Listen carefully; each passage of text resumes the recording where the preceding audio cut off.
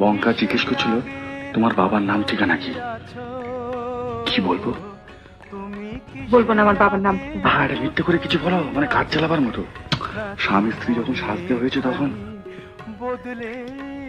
পুরুষ মানুষের চোখে আপনি ধুলো দিতে পারেন, কিন্তু আপনার ভাব গতিক দেখে যে কোনো মেয়ে সন্দেহ করবে আপনি আমার স্বামী নন।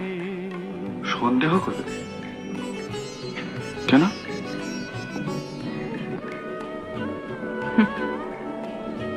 রাজা সেজেছেন কিন্তু সিংহাসনে বসতে জানেন না।